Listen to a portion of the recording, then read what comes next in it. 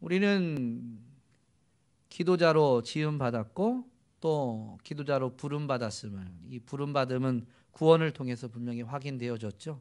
그래서 우리는 이 기도의 삶, 기도자로 살아가야 되는데 그 기도는 어떤 기도냐? 기도에 대한 예수님의 가르침을 보면 예수님이 내 이름으로 기도하라라고 분명히 말씀하셨죠. 바로 예수님의 이름으로 기도해야 되는 것입니다. 그런데 예수님의 이름으로 기도하는 것이 어떤 것인가? 그것을 가장 잘 보여주는 이 표본이 뭐냐면 주님이 가르치신 기도문, 바로 오늘 우리가 읽은 본문에 기록되어진 주 기도문이라고 일컬어지는 이 기도문입니다. 예수님의 이 기도문을 보면 하늘에 계신 우리 아버지여라고 기도를 시작하도록 가르쳐 주시죠. 하늘에 계신 우리 아버지, 하늘에 계신 여호와 하나님이 우리의 아버지 되심을 고백함으로 기도가 시작되어지는데, 이것은 예수님의 십자가와 부활로 인해서 하나님과 인생, 하나님과 오늘 우리와의 관계에 놀라운 변화가 일어난 것을 표현한 것입니다. 예수님의 십자가와 부활의 은혜가 주어지기 전에는 하나님을 아버지로 부르지 않았습니다. 그러므로 오늘 우리는 기도하면서 예수님의 십자가의 은혜, 그 부활의 생명을 오늘 우리가 받았음을 되새기게 되는 것이죠. 기도는 우리의 소원을, 우리의 필요를 하나님 앞에 아뢰는 부분이 없지는 않지만 예수님이 분명히 가르치시는 이 기도문을 보면 예수님을 통해서 우리에게 주어진 은혜가 무엇인지를 되새기게 하는 것이 기도임을 분명히 알려주고 계십니다. 또한 이제 가르쳐 주시는 기도문이 있는데 그것은 바로 이름이 거룩히 여김을 받으시오며 라는 기도입니다.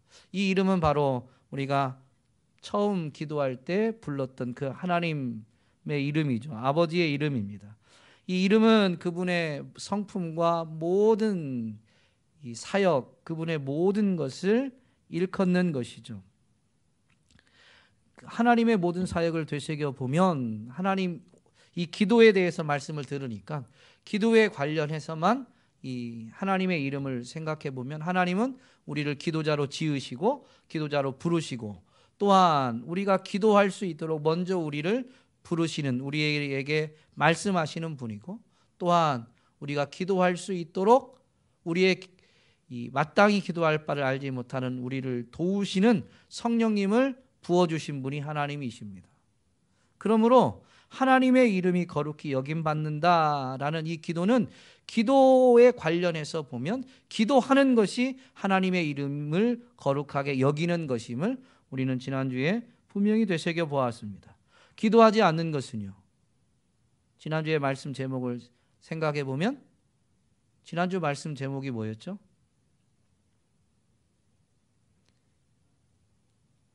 네, 이렇게 아무 답변도 안 하시는 거는 영화 대사를 이제 이렇게 인용해 왔는데 여러분은 저에게 모욕감을 주었습니다. 그러니까 넌 내게 모욕감을 줬어. 그러니까 우리가 기도하지 않는 건 사실은 하나님을 모욕하는 거예요. 우리를 기도자로 만드시고 부르시고 기도하도록 먼저 말도 걸어주시고 기도를 돕는 성령도 부어주시는데도 기도하지 않는다. 우리 여기 교사 선생님들이 계세요. 학생들에게 무언가를 가르치려고 하는데 공부하지 않는다. 그럼 선생님들이 어때요? 흐뭇하세요? 기분이 상하세요? 너무 뻔한 대답은 대답하기 싫으시죠? 기분이 상한 거예요. 그걸 조금 더 다른 말로 하면 모욕감을 받은 거고, 이거를 법적인 용어로 바꾸면 명예훼손죄다라고 지난주에 분명히 되새겨 보았습니다.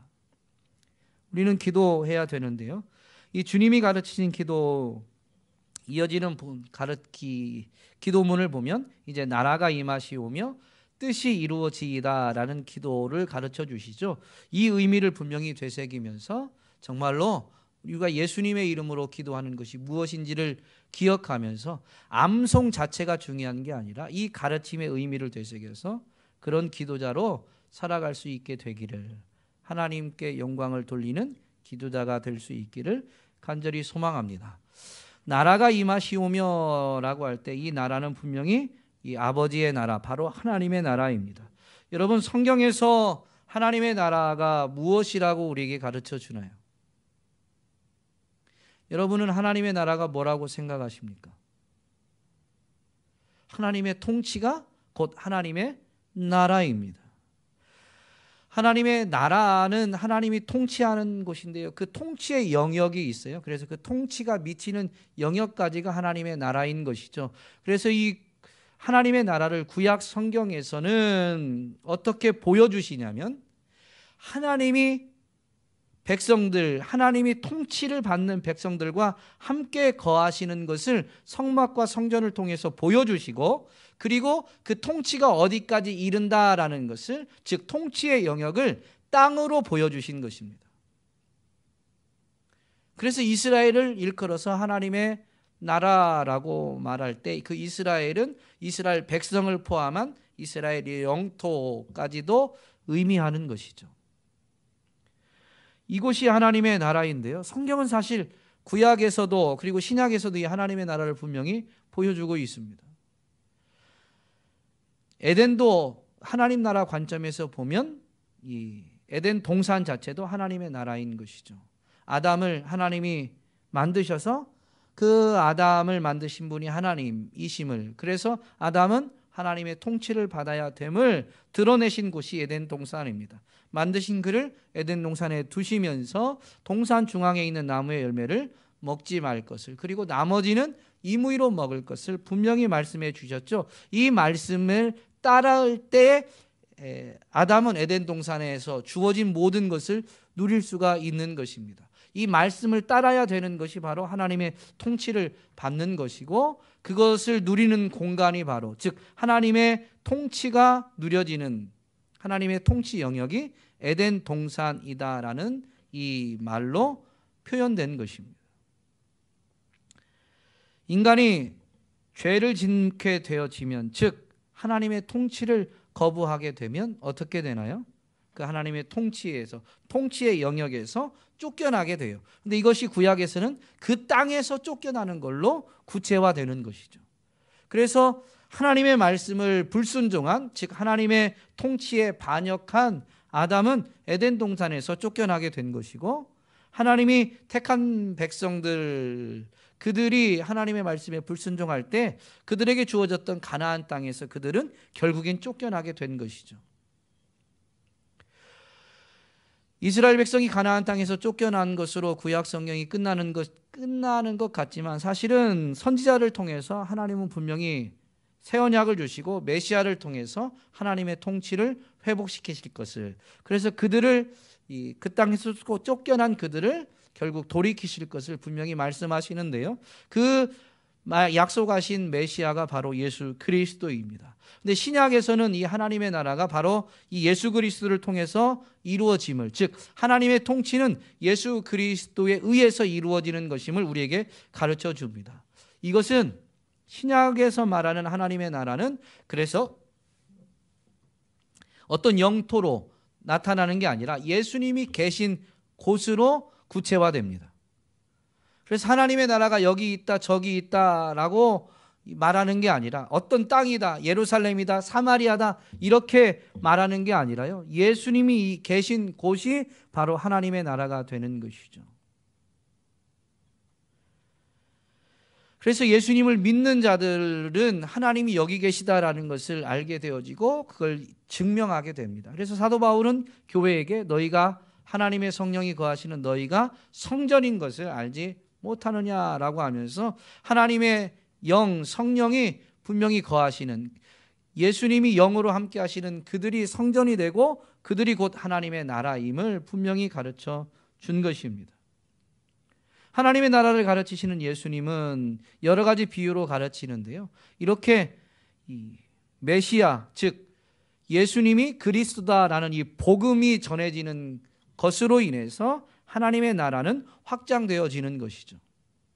그래서 하나님의 나라를 가르치실 때 예수님은 비유로 가르치시는데, 그 중에 이 겨자씨의 비유가 누룩의 비유는 복음으로 인한 하나님 나라의 확장성에 포커스를 두고 있습니다. 하나님의 나라가 가장 작은 것처럼 보이는 겨자씨 한 알이 자라고, 그래서 크게 자라면 결국 새들까지 깃드는 나무와 같이 크게 자라게 되어짐을 말씀해 주셨고, 누룩의 가루 서말 안에 있는 누룩은 눈에 보이지 않지만 분명히 부풀게 되어지면 그 가루 서말 전체에 누룩이 자라게 되어짐을 분명히 말씀하시면서 복음 전파로 인해서 하나님의 나라는 생명력 있게 확장되어짐을 가르쳐 주셨습니다. 예수님이 전해짐으로, 예수가 그리스도이시다라는 이 복음이 전해짐으로 하나님의 나라가 이렇게 확장되어지는 것이죠. 예수님이 기도를 가르치시는 이 기도문은 분명히 하나님과 우리의 관계는 예수 그리스도의 십자가와 부활로 인해서 변화를 맞게 된 것이고, 그것이 이제 주님이 가르치신 기도에서는 표현된 것이죠. 하늘에 계신 우리 아버지라는 고백으로 하나님의 나라도 바로 예수님이 그리스도시다라는 것이 전해짐으로 이제 확장되어지게 되는데요. 예수님이 그리스도다라는 것이 역사적으로 입증된 사건이 뭐냐면 십자가와 부활입니다. 사람들이 예수님이 정말로 그리스도시구나라는 것을 무엇으로 아느냐? 하나님이신 그분이 인간의 몸을 입고 자신의 생명을 내어주기까지 우리를 사랑하셨다라는 이 십자가를 통해서 그분이 정말로 하나님의 아들이셨느냐라는 것은 죽으셨을 뿐만 아니라 3일 만에 부활하심으로 입증되었어요. 이것이 로마서 1장 4절에 분명히 나오죠. 성결의 영으로 말미암아 부활하심으로 하나님의 아들로 증명되신 것이죠. 그러므로 이 복음이 전파되어지는 것으로 하나님의 나라가 확장되어집니다. 하나님의 나라가 이 땅 가운데도 임하게 되어지는 것입니다. 우리가 하나님의 나라가 임하시오며 라고 기도하는 것은요, 바로 이 복음이 전해지는 일을 우리가 참여하겠다라는 고백, 즉 복음 전파에 제가 헌신하겠다라는 고백인 것입니다. 기도는 언어가 아닙니다. 기도에 언어적 요소가 분명히 있습니다. 하나님을 아버지로 부르고 우리가 입술로 하나님께 뭐라고 요청하는 것을 분명히 고백하지만, 기도에 대해서 지금 말씀을 계속 살펴보면서 기도는 그 언어가 전부가 아님을, 언어로 표현되긴 하지만 기도는 곧 우리의 삶임을 계속 살펴보고 있었죠. 기도가 삶, 즉 우리의 말과 행위라면 하나님의 나라가 임하시기를 기도하는 것은 복음 전파, 복음 증거의 삶을 살겠다는 결단이고, 복음 증거의 삶을 사는 바로 그 행위인 것입니다. 예수님은 그래서 제자들에게 사역을 마무리하실 때 분명히 마지막 당부를 하시죠. 너희는 온 천하에 다니며 만민에게 복음을 전파하라. 이게 예수님의 마지막 제자들을 향한 당부셨잖아요. 기도를 가르치셨는데 그 기도를 가르치고 이제 끝난 게 아니라요, 정말로 기도자로서 그들이 살기를 원하시는데 마지막 당부조차도 하나님의 나라가 임하는 그 삶을 살아내길 당부하신 것입니다. 예수님의 가르침을 분명히 깨달은 사도 바울은 디모데에게 가르침을 주면서 이렇게 권면하죠. 너는 말씀을 전파하라. 때를 얻든지 못 얻든지 항상 힘쓰라. 말씀을 전파해야 되는데 때를 얻으면 말씀을 전하는 거죠. 때를 못 얻으면 말씀을 전할 수 있어요, 없어요? 없어요. 그런데 진짜 중요한 자세가 뭐냐면 항상 힘쓰는 거예요. 때를, 지금 이게 말씀을 전할 때인지 아닌지를 알 수 없지만 그 때를 얻든지 못 얻든지 이 기도자의 자세, 예수님의 이 마지막 당부를 분명히 받은 제자의 자세는 뭐냐면 항상 힘쓰는 것입니다. 기도자가 제가 삶이라고 그랬잖아요. 이런 삶이에요. 항상 힘쓰는 거. 복음 전파에 항상 힘쓰는 거. 예수님이 그리스도시다라는 것을 오늘 나는 입으로 전할 수도 있고 내 삶으로 드러낼 수도 있지만 그렇지 못할 때도 있어요. 그럼에도 불구하고 나는 항상 그것에 힘쓰게 될 때에 우리의 모든 삶이 바로 기도의 삶, 즉 하나님의 나라가 이 땅 가운데 임하시기를 구한 기도의 삶이 되는 것이죠. 무엇을 행할 때 이것을 하는 것이 나에게 유익한가 손해인가가 내 행동을 하는 그 선택, 결정의 기준이 아니라 내가 이것을 행할 때 예수님이 드러날까? 내가 드러날까? 예수님이 기뻐하실까? 내가 기쁜 것인가? 예수님이 인정되어지는가? 내가 인정받는가? 그래서 예수님이 인정되어지고 예수님이 기뻐하시고 예수님이 드러나는 것으로 내가 모든 행동을 결정한다라면 여러분, 그게 바로 하나님의 나라가 임하도록 사는 삶, 바로 이 기도의 삶인 것이죠. 그것이 드러나길 바라지만 드러나지 않을 수도 있어요. 그러나 나는 그것을 행하는 목적 자체가 항상 힘쓰는 거예요. 예수님을 드러내기 위해서, 예수님을 전하기 위해서 항상 힘쓰는 거예요. 그게 다른 사람들에게 의해서 발견되어지고 인정되어질 때도 있지만 인정되어지지 않을 때도 있어요.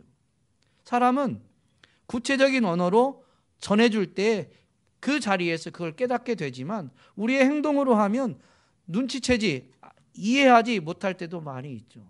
그런데 우리의 자세는 어떤 거라고요? 때를 얻든지 못 얻든지 항상 힘쓰는 것입니다.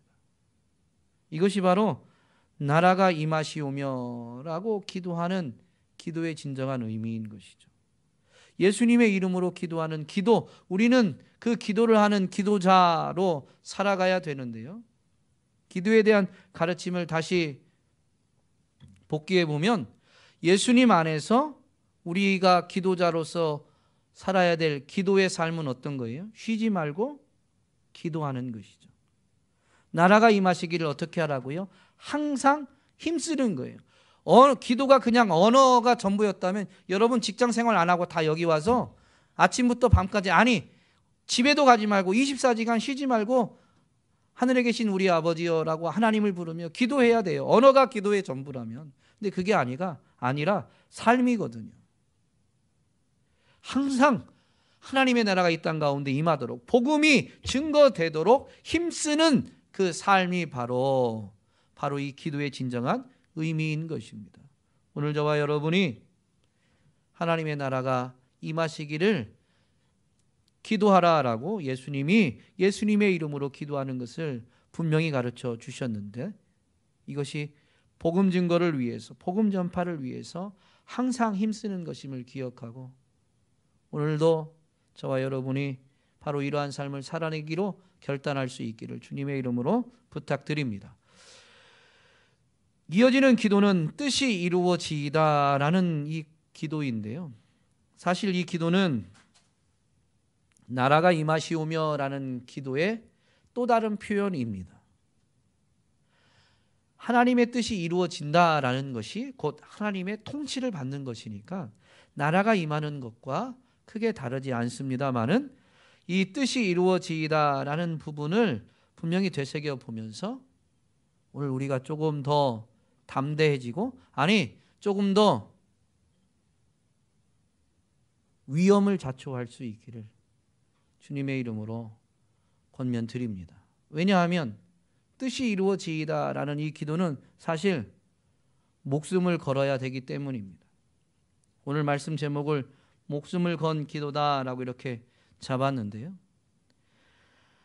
뜻이 이루어지이다라고 가르쳐 주시는 예수님의 가르침에 보면 하늘에서 이루어진 것 같이 땅에서도 그 뜻이 이루어지기를 기도하라고 가르치거든요. 하늘은 어떤 곳인가요? 하늘은 하나님의 영역입니다. 그래서 하나님의 통치가 온전히 이루어지는 곳이죠. 하나님의 뜻이 온전히 이루어지는 곳이 하늘입니다. 그래서 하늘에서 이루어진 것 같이 땅에서도 하나님의 뜻이 온전히 이루어지도록 기도하라는 것입니다. 땅은 인간의 영역이에요. 타락한 인간이 이 타락했던 순간을 보면 하나님의 말씀 명령을 거역합니다. 하나님의 말씀에 불순종하게 된 것이죠. 땅은 바로 그러한 곳입니다. 인생이 하나님의 말씀, 하나님의 뜻에 불순종해요. 그것이 바로 땅이죠. 그러니 땅에서는 하나님의 뜻이 이루어지지 않습니다. 특별히 이 불순종의 삶이 계속 반복되면서, 즉 죄가 더욱 관영하면서 땅에서는 하나님의 뜻을 분별하는 것이 더욱 어려워지게 되었습니다.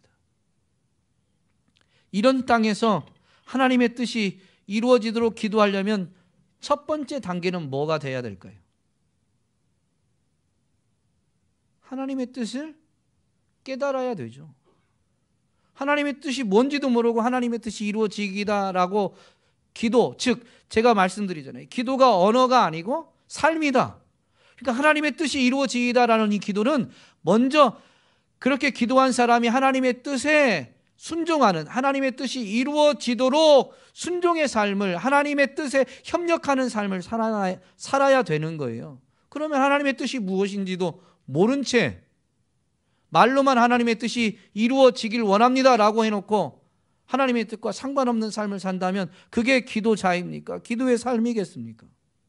그러니 뜻이 이루어지이다라는 이 기도의 첫 단계, 첫 단추는 뭐냐면 하나님의 뜻이 무엇인지를 분별하는 데 있어요.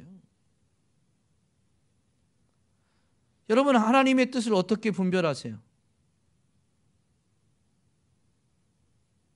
하나님이 만드신 이 자연 만물을 통해서 피조물들이 창조주가 있다라는 것을 깨닫게 됩니다. 하나님의 신성과 능력이 깃들여져 있기 때문에 우리에게 창조주가 있다, 우리를 다스리는 분이 있다라는 걸 알게 되지만 그분이 정확히 누구인지, 그래서 그분의 뜻이 무엇인지는 그분이 나타내 주시지 않으면 피조물들은 알 수가 없습니다. 하나님이, 창조주이신 하나님이 하나님의 뜻을 나타내 주시는 것을 계시라고 하죠. 특별히 기록된 말씀은 특별 계시라고 합니다. 하나님의 뜻을 명확히 나타내 주신 것입니다. 그러므로 하나님의 뜻을 깨달으려면 하나님이 하시는 말씀을 들어야 돼요. 여러분, 기도의 진정한 예수님의 이름으로 기도하는 기도의 첫 번째 자세가 뭐냐면 하나님 저 이거 필요해요, 하나님 저 이거 들어주세요 라고 해서 우리가 열심히 소리 높여서 부르짖는 데 있는 게 아니라 사무엘의 인생의 첫 기도처럼 말씀하옵소서 주의 종이 듣겠습니다 라는 것이 바로 기도의 첫 단추, 진정한 예수님의 이름으로 기도하는 첫 단계입니다. 사무엘은 한나가 기도 응답으로 받은 아들입니다. 근데 기도할 때 서원했거든요. 아들을 주시면 하나님께 바치겠습니다. 그래서 젖을 뗀 다음에 사무엘은 하나님의 집에 바쳐졌어요. 그래서 부모와 떨어져서 이 제사장의 집에서 거하게 되죠. 당시 이 제사장이 엘리였습니다. 그런데 엘리의 아들들의 행태를 보면 당시는 영적인 암흑기였죠. 하나님을 업신여기고 하나님의 제사를 업신여긴 자들이 엘리의 아들들, 제사장들이었습니다. 그런 제사장의 집에서 지금 사무엘이 자라가는데 하나님은 이 사무엘을 통해서 영적인 회복을 이루시고자 계획하셨죠. 어쨌든 영적인 암흑기, 제사장조차도 하나님의 음성을, 하나님의 말씀을 듣지 못하던 시대였습니다. 그런데 하나님의 섭리 가운데 이 사무엘이 하나님의 음성을 듣게 되죠. 밤에 자는 중에 사무엘이 자기를 부르는 소리를 듣습니다. 사무엘아, 사무엘아.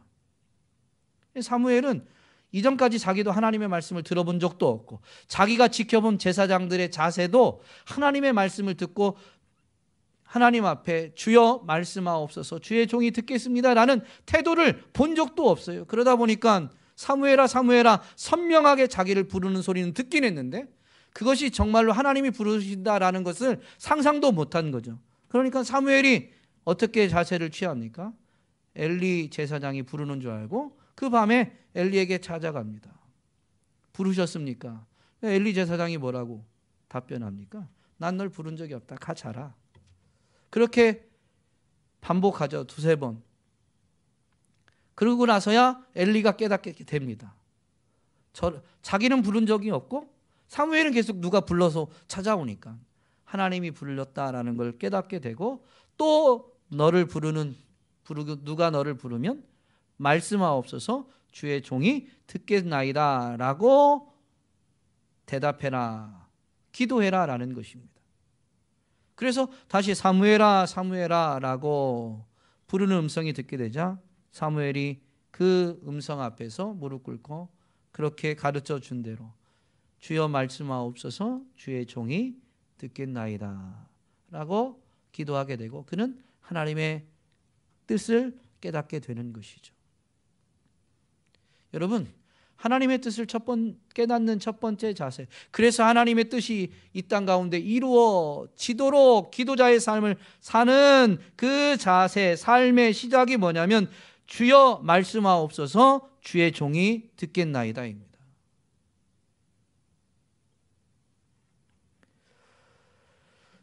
구약에 나오는 기도는 이 사무엘의 기도를 포함해서 구약에 나오는 모든 기도는 왜 기록되어져 있을까요?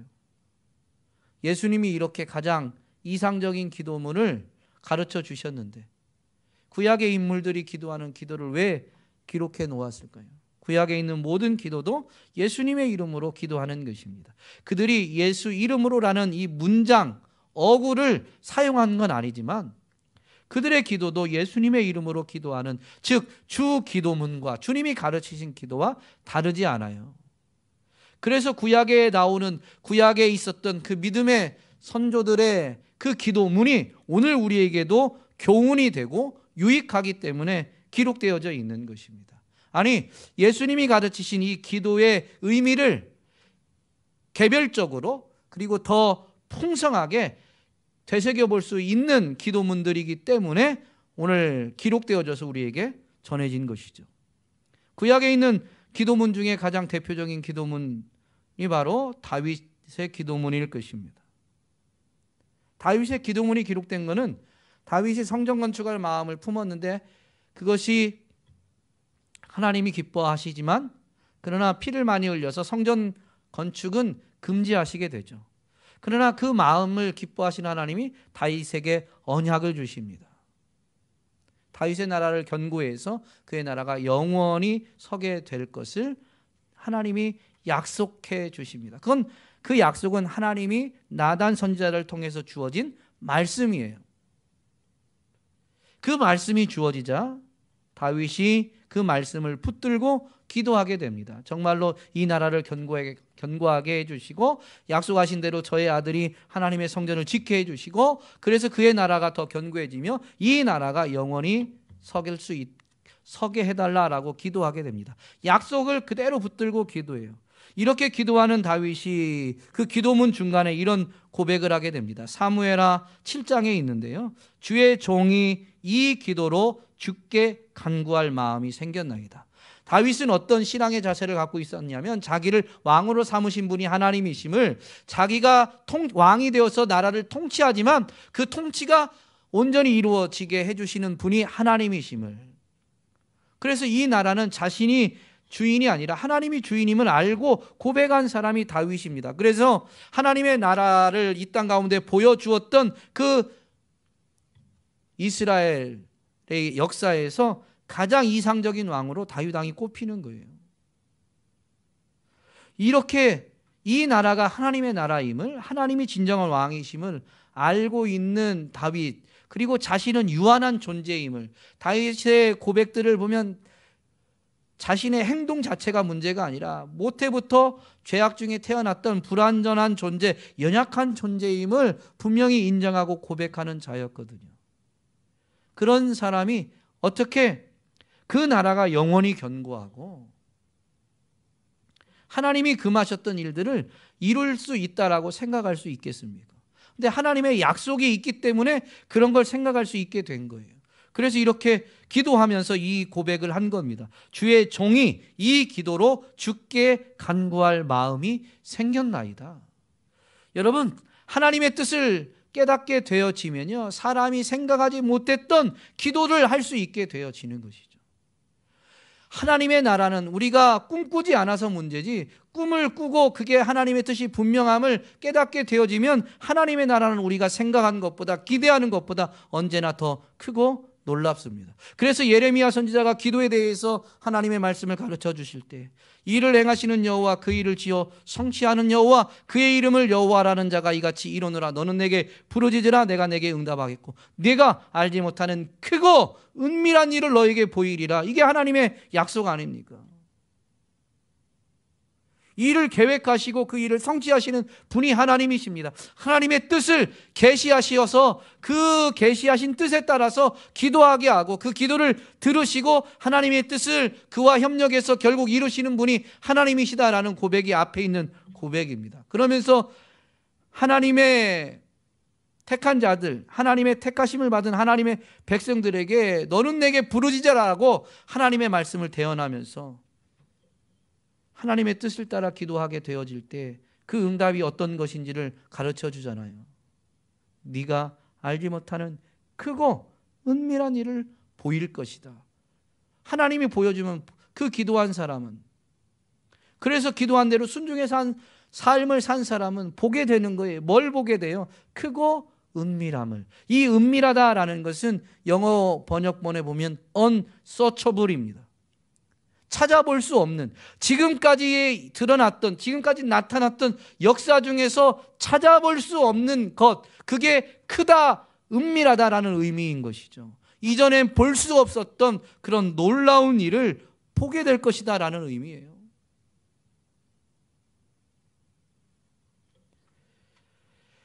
이런 기도를 누가 할 수 있느냐? 하나님의 뜻을 구하는 자들이. 그래서 하나님의 뜻을 깨닫게 될 때 기도하게 되는 것이죠.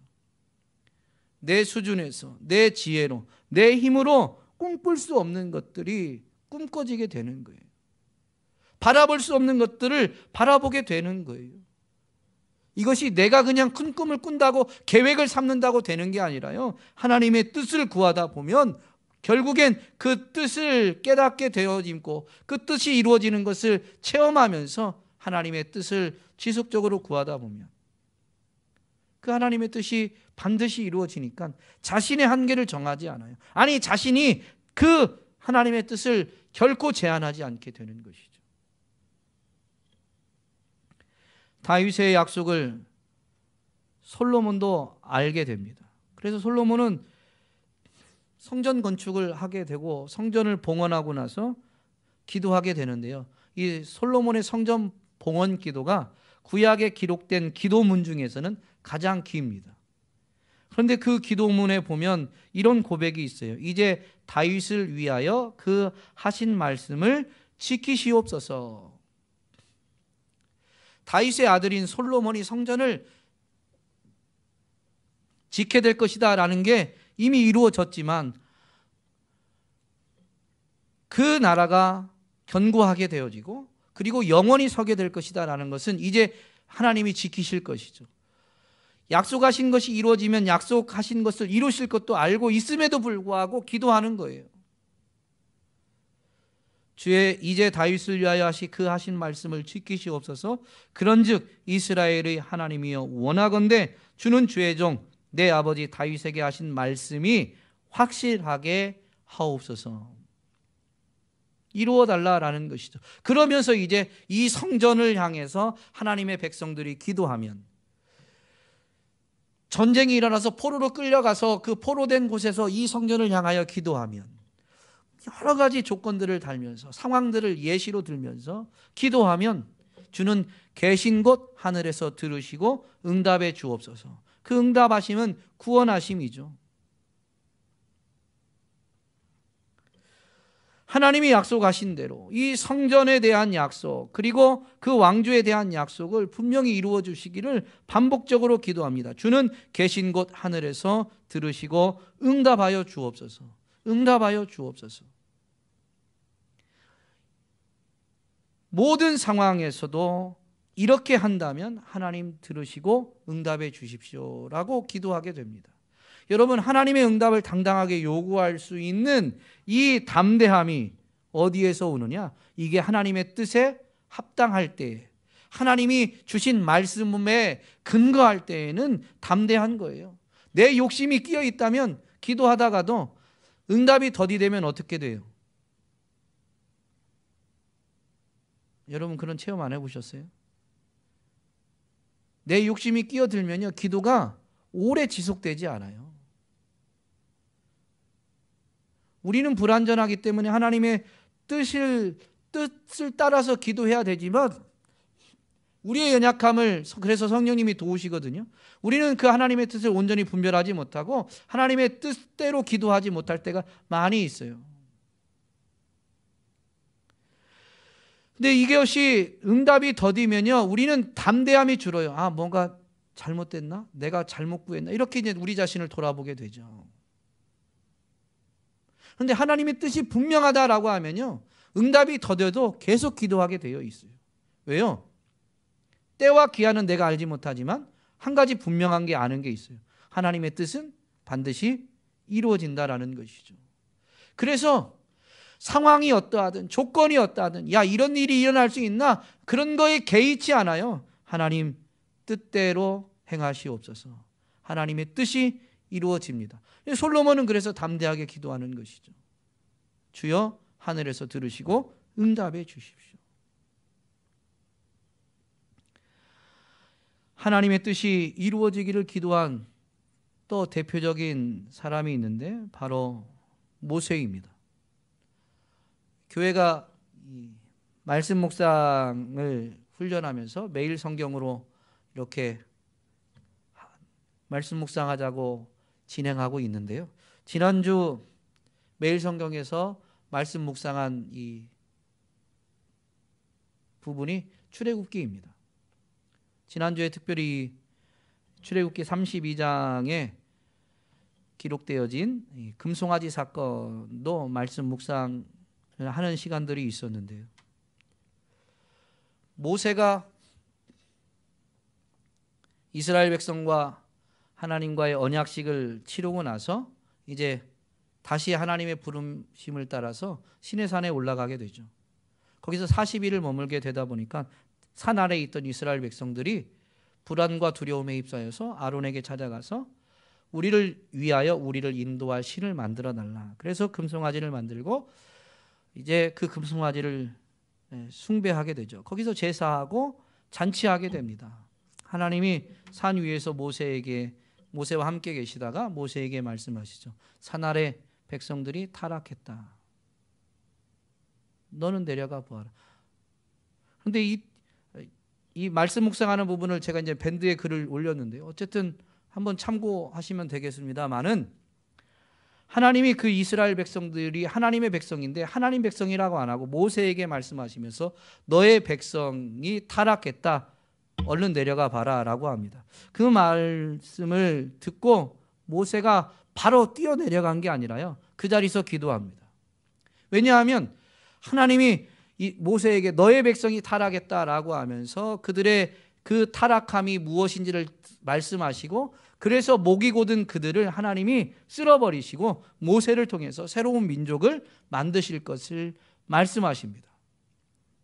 그 말씀을 듣고 모세가 뛰어내려가는 게 아니라 거기서 중보기도를 하게 되죠. 그 기도문이 32장 11절부터 14절에 있습니다. 모세가 그의 하나님 여호와께 구하여 이르되 여호와여 어찌하여 그 큰 권능과 강한 손으로 애굽 땅에서 인도하여 내신 주의 백성에게 진노하시나이까?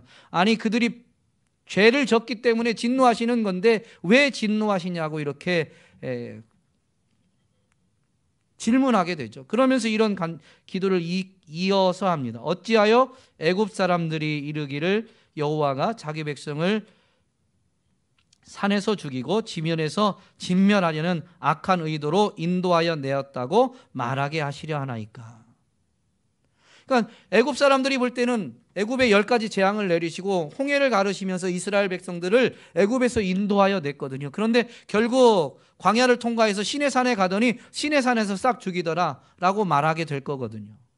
하나님이 지금 말씀하신 대로 물론 이스라엘 백성들이 우상 숭배하는 죄를 졌지만 그렇다고 그 죄 그대로 하나님의 진노를 쏟아버리셔서 그들을 다 쓸어버리시면 애굽 백성들이 하나님의 이름을 모욕할 거예요. 그래서 이렇게 기도한 것입니다. 그들의 죄가 무엇인지 듣긴 했지만 아직 모세가 확인한 건 아니에요. 그럼에도 불구하고 산에서 내려가지 않고 기도하는 기도 내용은 뭐냐면 하나님의 이름이 거룩하게 여김받기 위해서 지금 기도하는 거예요. 그의 기도, 이어지는 기도에 보면 그들에게 노를 그치고 화를 내리지 마시기를 구하면서 이렇게 기도합니다. 주의 종 아브라함과 이삭과 이스라엘을 기억하소서. 주께서 그들을 위하여 주를 가리켜 맹세하여 이르기를 내가 너희 자손을 하늘의 별처럼 많게 하고 내가 허락한 이 온 땅을 너희 자손에게 주어 영원한 기업이 되게 하리라. 하나님 아브라함과 이삭과 야곱에게 이렇게 약속하시지 않았습니까? 그들의 후손으로 번성하게 해서 민족이 되게 하고 그 민족에게 약속하신 땅을 주시겠다고 분명히 하나님이 하나님의 이름으로 맹세하지 않았습니까? 그 약속을 기억해 주세요. 그 약속을 언급한 것은 하나님이 이렇게 행하시겠다고 아브라함과 이삭과 야곱에게 언약하셨는데 그 언약이 곧 하나님의 말씀, 하나님의 의지, 하나님의 뜻이거든요. 그 하나님의 뜻이 실패가 되는 거 아닙니까? 하나님의 이름까지 걸고 약속하신 그 하나님의 뜻을 이루어 주옵소서라고 기도하고 있는 거예요. 그리고 모세가 이렇게 기도하자 하나님이 뜻을 돌이켜서 그 백성에게 화를 내리지 아니하십니다. 그리고 모세가 산에 대해서 내려왔는데 하고 있는 그 광경을 직접 목격하게 된 거예요.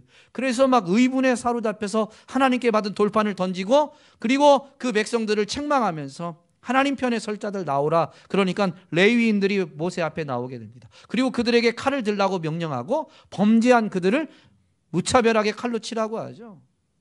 이게 결코 용납받을 수 없는 일임을 모세가 목격하고 나서 깨닫게 돼요. 그렇게 하고 모세는 다시 회막에 나아가서 진영 밖에 있는 회막에 나가서 한 번 더 기도합니다.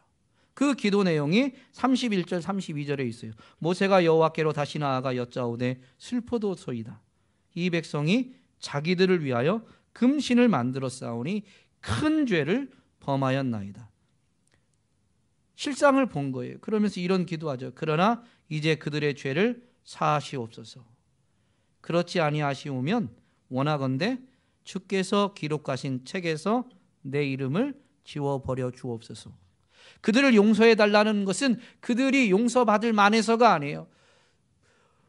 모세는 분명히 분을 쏟아내고 하나님 편에서 레위인들에게 칼을 들리면서 정말로 그날에 3,000명을 칼로 쳐 죽였거든요.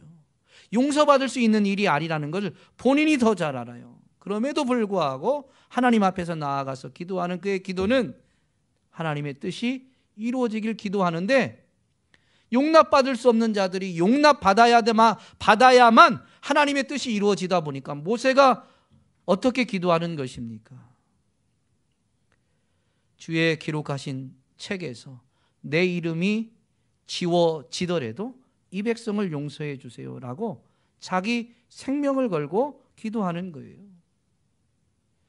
여러분, 모세의 기도를 보면 하나님의 뜻이 이루어지게 하옵소서라는 이것은요, 그냥 우리의 입술로 쉽게 내뱉을 수 있는 말이 아니에요. 심지어 내 생명이 끊어질지라도 하나님의 뜻은 이루어져야 됩니다라는 고백인 거예요. 여러분, 사실 하나님의 뜻이 이루어지는 데 있어서는 우리의 생명을 제1순위로 요구할 수 있는 게 아니에요. 하나님의 뜻이 우리의 생명보다 더 귀한 거죠. 쉽게 아멘이 안 되죠. 그래서 목사 되고 나서 제일 부르기 어려운 찬송가가 뭔지 아세요? 의미를 알면 알기 어려운 게 있어요. 푸른 바다 나선이 몸 어디든지 가오리다. 소돔 같은 거리에 뭐 그건 상관없어요. 3절 가면 아골골짝 빈들에도 복음 들고 가오리다. 여러분, 아골골짝 빈들이 어떤 곳인지 아시나요? 아골골짜기가 바로 주님의 십자가가 세워진 곳입니다. 주님이 십자가에서 못 박히신 곳이에요. 아골골짝 빈들에도 복음 들고 간다는 건 나도 십자가에 못 박히러 간다라는 고백인 거예요. 의미를 알면 이게 찬송가 가사라고 해서 그냥 쉽게 입으로 되뇌일 수가 없어요. 주님, 제가 지금 십자가에 못 박히러 가겠습니다. 여러분, 다짐할 수 있어요? 쉽지 않죠. 하나님의 뜻이 하늘에서 이루어진 것처럼 땅에서도 이루어지길 원합니다. 이 기도는 우리의 목숨을 내어놓고 하나님의 뜻이 이루어지기를 간구하는 것입니다. 하나님의 뜻에 우리의 목숨까지도 내던지면서 순종하기로 하는 것이죠. 여러분, 예수님이 뭐라고 말씀하시냐면요, 자기 목숨을 위하여 사는 자는 죽을 것이라고 했습니다. 자기 목숨을 버리는 자가 살 거라고 그랬어요. 이게 영적인 관점, 하늘의 관점에서 주시는 교훈이에요. 우리가 우리 생명을 우리 스스로 지키려고 하면요, 하나님의 뜻이 이루어질 수가 없어요. 생명을 건다는 건 다 지금 죽으라는 의미가 아니죠. 인간이 소유한 것 중에 가장 고귀한 것, 가장 가치 있는 게 목숨, 생명이에요. 그런데 자신이 가장 가치 있게 귀하게 여기는 것조차도 하나님의 뜻에 비추어 보면 내려놓을 수밖에 없는 것이죠. 그게 목숨을 거는 거예요. 모세라고 죽고 싶어서 목이 뻣뻣한 그들을 인도하낼 때 모세의 생애를 요약한 기도를 보면요, 시 90편에 보면 인생이 70이고 강건하면 80인데 그 인생은 요약하면 수고와 슬픔뿐이래요. 모세가 이스라엘 백성을 인도해서 광야를 통과하면서 얼마나 스트레스를 받았으면 인생을 요약했는데 수고와 슬픔뿐이라고 말하겠습니까? 모세만 그런 게 아니라 그게 진리이긴 하지만 어쨌든 이스라엘 백성을 인도하면서 모세는요, 그들 때문에 엄청난 스트레스를 받은 거예요. 목이 곧은 백성이거든요. 그런데 그들을 위해서 자기 목숨을 걸고 싶겠습니까? 모세도 사람인데, 우리와 같은 성정을 가진 사람인데, 여러분, 모세가요 목숨 걸고 지금 기도하는 것은 이스라엘 백성들을 사랑하는 마음이겠지만 그건 감정이 아니에요. 하나님의 이름을 거룩히 여기는, 하나님의 뜻 앞에 자기 생명을 내던지는 이 자세 때문인 것이죠. 이 자세가 없으면 하나님의 뜻이 이루어지는 일에 헌신할 수가 없습니다. 여러분, 하나님의 뜻이 이루어지다라는 것은요, 우리의 모든 것을 하나님의 뜻 앞에 내려놔야 되는 거예요. 그때야 우리는 하나님의 뜻이 이루어지는 일에 순종하고 협력하고 그러한 삶을 살아내게 되는 것이죠. 그러나 여러분, 너무 괴로워하지 마세요.